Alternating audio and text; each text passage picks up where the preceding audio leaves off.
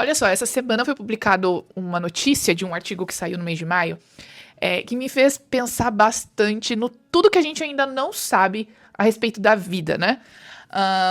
Saiu um artigo no dia 17 de maio falando sobre uma descoberta de uma nova organela na célula, chamado hemifusoma.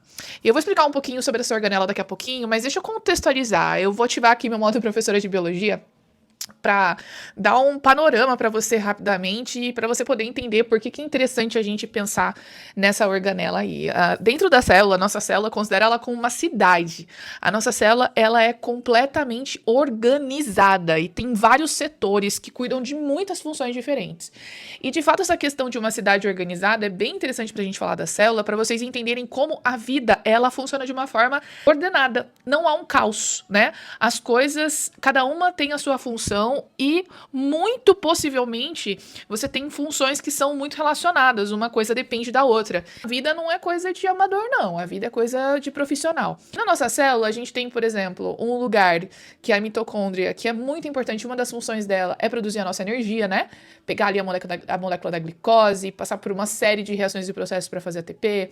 A gente tem os ribossomos, que fazem parte da maquinaria celular para fazer proteína. A gente tem complexo de Golgi, que é uma organela que faz vesículas.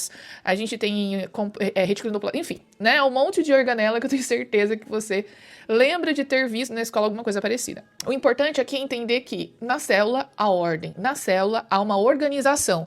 E não apenas a célula funciona, mas toda a vida funciona por meio de processos. É muito importante que você entenda isso em relação à biologia. A vida funciona por meio de processos e etapas, e muito possivelmente uma etapa depende da próxima, que depende da próxima, que depende da próxima. E quando alguma delas não funciona do jeito certo, dá ruim. Agora, onde que entra essa organela hemifusona ou hemifusosoma, né? Essa organela, ela foi identificada, né?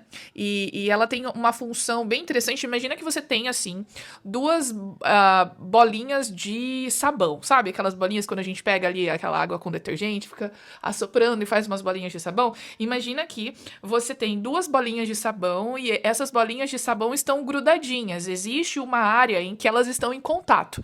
Ou seja, é só uma parte dessas bolinhas que estão em contato, por isso que tem esse nome M, né? De meio, de metade, de parcial. E o fusoma tem a ver com essa questão das organelas, das vesículas. Porque, entenda uma coisa, toda vez que determinadas coisas entram na célula, ou a célula precisa exportar coisas para fora, ela precisa empacotar. Quando você compra coisas na Amazon, as coisas não vêm empacotadinhas, numa caixa, protegidas, etc., na célula é a mesma coisa.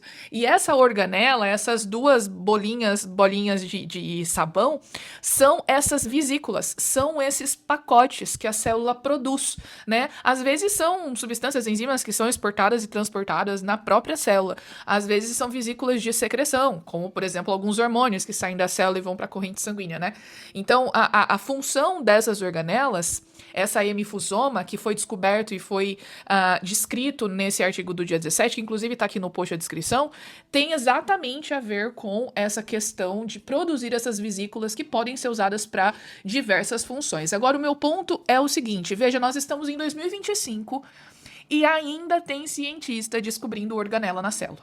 Veja como a ciência é um negócio dinâmico e que o conhecimento que nós tínhamos no dia 16 de maio já não é o mesmo que temos agora, depois da publicação desse artigo, que foi a partir do dia 17 de maio, porque agora nós já sabemos que tem uma outra estrutura na célula que ainda não era conhecida. E os pesquisadores estavam observando essa estrutura e falaram, não, peraí, isso aqui não é uma leitura errada, isso aqui é um negócio que a gente não tinha identificado antes na célula.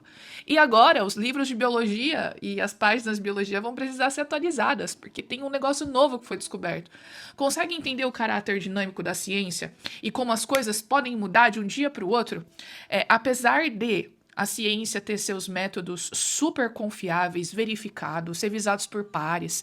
Tem um método científico que tenta diminuir ao máximo a subjetividade do cientista para deixar a análise daqueles resultados o mais objetivo possível. Ainda assim, o nosso conteúdo é limitado, gente. A gente é muito limitado em tudo que a gente faz.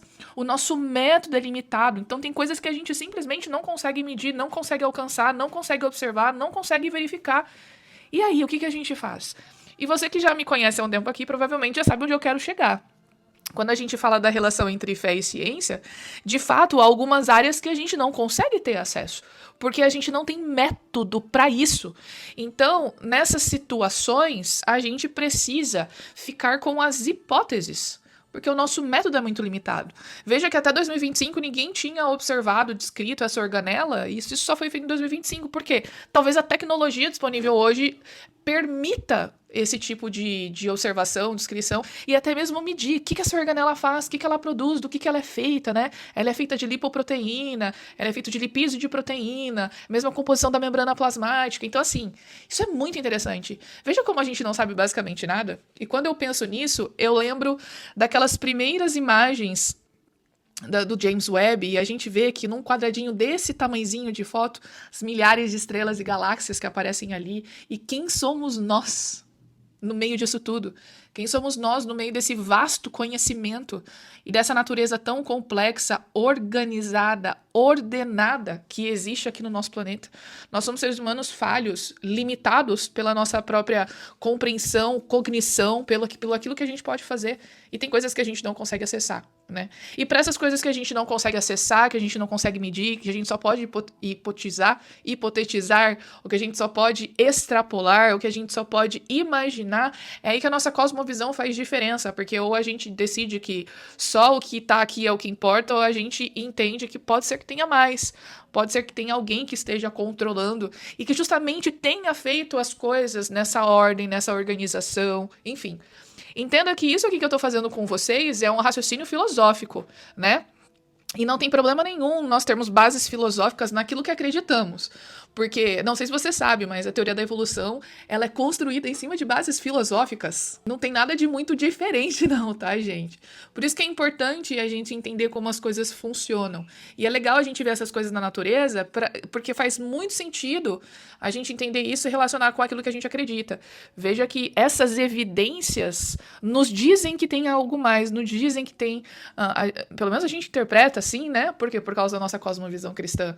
Que nós somos planejados e que essa ordem, essa organização, esses processos cheios de etapas complexas, elas não são fruto do acaso ou da seleção natural. Na verdade, elas foram planejadas para ser desse jeito. Porque apenas seres inteligentes podem construir coisas com informação organizada que é útil, que tem função, né? Pensar nisso aí. Até a próxima.